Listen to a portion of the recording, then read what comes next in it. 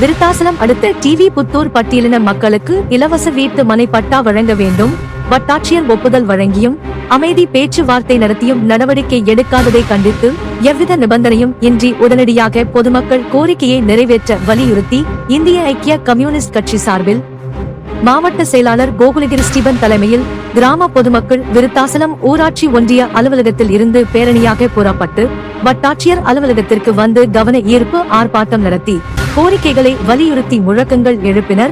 மக்களின் குரலாக உங்கள் நியூ வாய்ஸ் பிரபு.